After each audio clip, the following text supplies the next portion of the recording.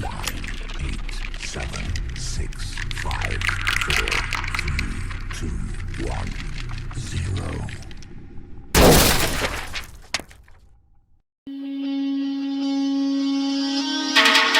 Hey yo ladies and gentlemen 준비가 됐다면 부르게 yeah. 딴 녀석들과는 다르게 내 스타일로 내 스타일로 밤새 일했지 every day 네가 클럽에 선호돼 yeah. 잘 몰랐지 말고 들었네 I gotta feel 난 좀 짜라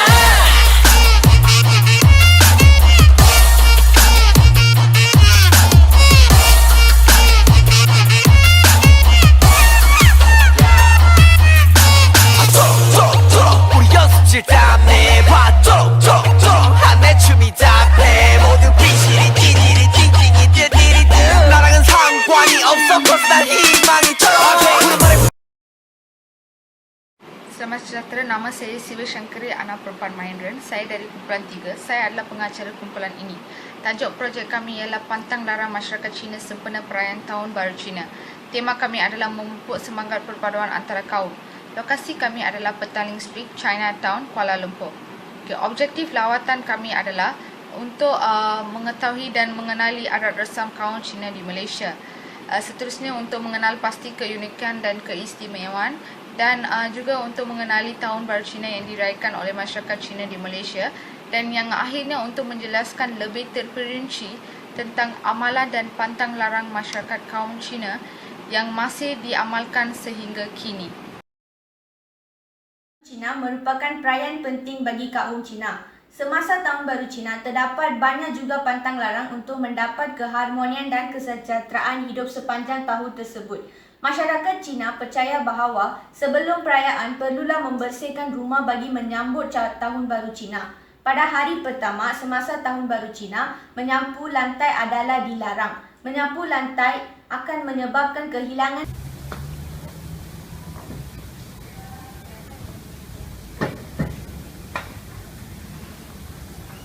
Mana boleh menyapu hari ini? Penyapu dalam bahasa Mandarin ialah shagzu yang membawa maksud kekayaan keluarga akan disapu keluar. Perkataan yang buruk atau kasar juga dilarangkan atas sebab merosakkan keharmonian sepanjang tahun.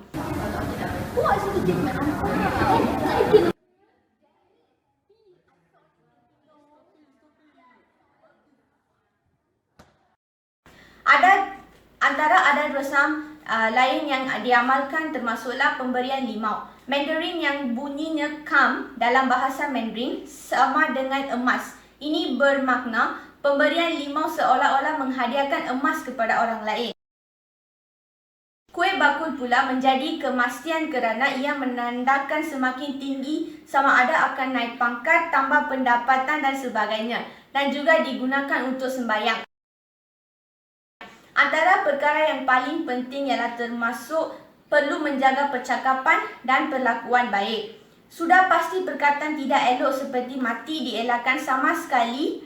Ada juga orang-orang tua menyebut jangan pecahkan barang, khususnya pinggan mangkuk atau cawan, kerana ia boleh menandahkan nasib tidak baik. Tetapi sekiranya berlaku juga kecuaian dan ada barang yang pecah, kita perlu menyebut Lok Te Hoi Fu Kuawe, bermaksud benda yang jatuh dan pecah itu akan bertukar menjadi kemakmuran. Janganlah nanti nenek marah. Angpau juga merupakan satu benda yang penting semasa Tahun Baru Cina. Angpau biasanya akan diberikan oleh golongan yang sudah berkahwin kepada golongan yang belum berkahwin dan biasanya dalam nombor genap.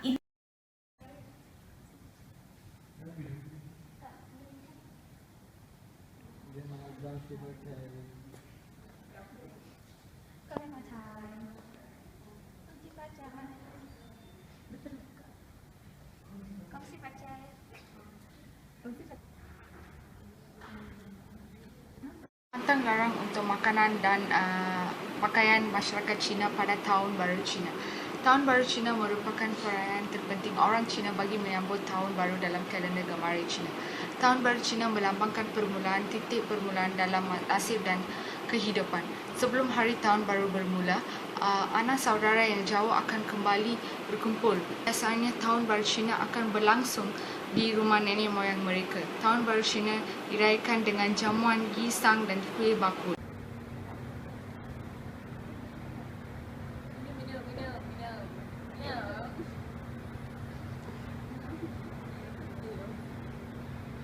Sekarang adalah pantang larang pakaian masyarakat Cina pada Tahun Baru Cina. Pembelian baju baru adalah tradisi perayaan Tahun Baru Cina kerana masyarakat Cina percaya pada permulaan tahun perlu membeli baju baru bagi menandakan tua yang baru dan seelok-eloknya baju berwarna merah. Antara pantang yang masih lagi diamalkan ialah tidak memakai warna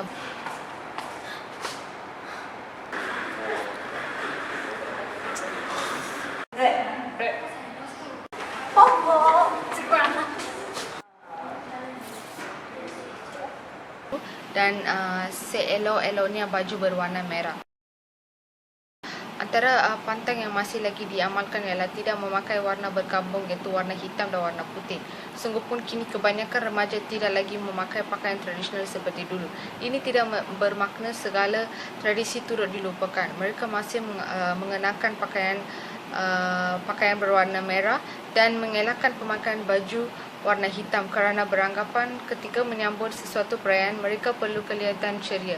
Warna hitam akan membawa buruk bagi orang Cina. Tidak memakai pakaian warna merah. Pemakaian yang melebihkan warna merah sering dipakai sepanjang Tahun Baru Cina kerana dipercaya warna merah akan menakutkan roh jahat dan nasib malang. Tambahan, orang yang memakai baju baru dari kepala hingga kaki pula melambangkan permulaan baru pada tahun baru. Memakai selipar baru yang dibeli sebelum tahun baru bermaksud memijak orang yang bergosip tentang pemakaiannya. Tidak boleh menyebut perkataan membeli kasut semasa tahun baru Cina sebab bunyi sama dengan kasar dan sukar. Sama juga untuk beli seluar dan gunting rambut. Berikut adalah pantang larang dan untuk makanan dan pakaian. Itu saja.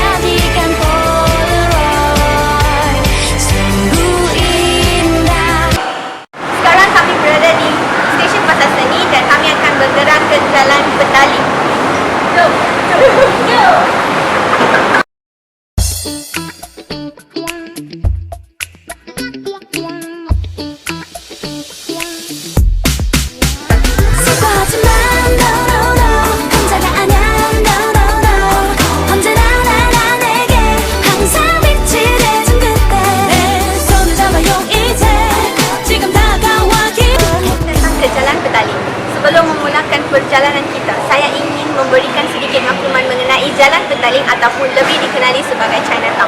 Kuala Lumpur yang kaya dengan pelbagai sejarah yang pastinya tidak lengkap tanpa kehadiran Jalan Petaling. Jalan Petaling menjadi lokasi pertama penempatan masyarakat Cina, kebanyakannya Cantonese dan juga Hakka, termasuk komuniti kecil Cina yang meminang penempatan di kawasan Pelombongan Biji Timah. Penubuhan Chinatown katanya bermula pada sepanjang jalan H.S. Lee yang dulu dikenali sebagai Jalan Timur. Begitu juga dengan Jalan Cheng Loh berikutan lokasi strategiknya yang kurang masalah banjir. Pada realitinya tidak dapat dinafikan bahawa Chinatown dibina oleh pelombong dan juga peniaga zaman kegemilangan. Jalan Petaling bermula atas sebab di mana landscape sosioekonomi membawa pembangunan kepada bandar itu. Okey, sekarang sudah tiba masa untuk kami bergerak mencari orang Cina yang berada di Chinatown ini untuk memulakan temu bual kita. Okey, jom ikut kami.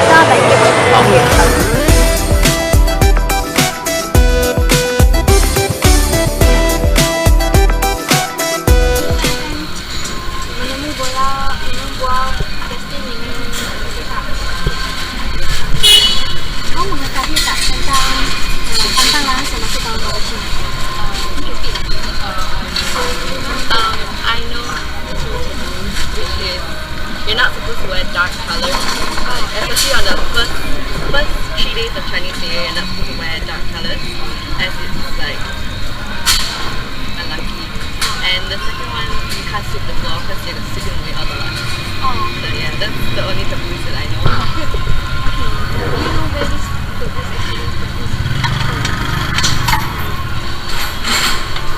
Where did it originate?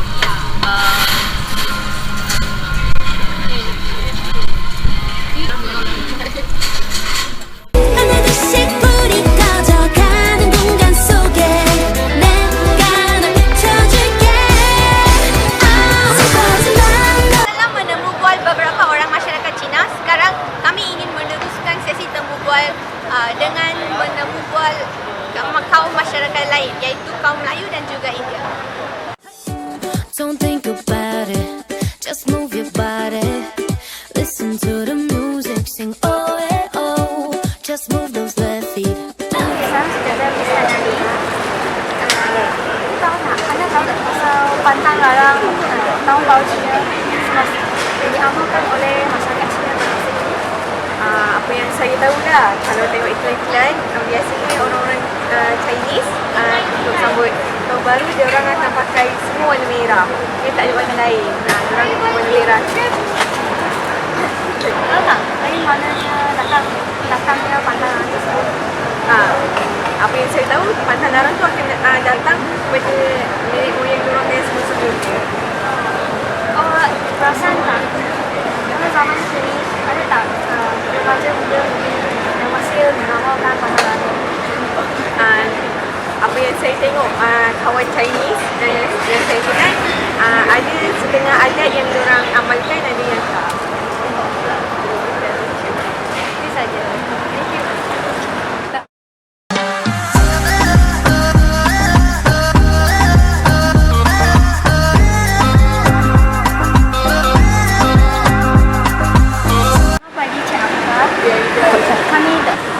Dari mana datangnya pantang larang semasa tahun baru Cina? Semasa tahun baru Cina. Dari mana datangnya pantang larang? Saya tak faham pastinya. Dari mana datangnya pantang larang orang Cina semasa tahun baru Cina? Daripada nenek moyang mereka lah. Dia orang of course every religion daripada nenek moyang yang ajar pantang larang yang ada. Apakah jenis pantangan yang masih diamalkan dengan meluas semasa tahun baru pada masa ini? Pada masa ini saya rasa jiran saya pernah beritahu saya dia takkan satu rumah pada hari pertama raya Cina, dia macam membuang kekayaan. Kekayaan dia orang. Thank you. Ini sahaja perjalanan kami ke Jalan Petaling. Saya berharap bahawa anda telah mendapat maklumat yang secukupnya tentang pantang larang masyarakat Cina. Sekian sahaja daripada kami. Terima kasih. Go!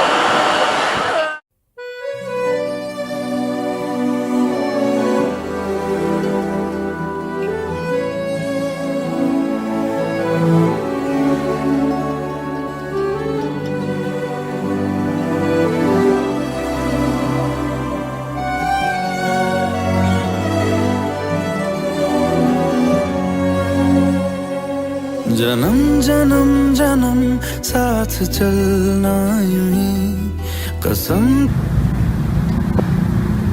Assalamualaikum, saya Hanafi. Berdasarkan kajian yang kami lakukan iaitu pantang larang kaum Cina sempena perayaan Tahun Baru Cina, saya menyedari bahawa pentingnya mengetahui dan mempelajari adat kaum lain. Hal ini dapat memupuk pada persatuan antara kaum. Sekian saja daripada saya.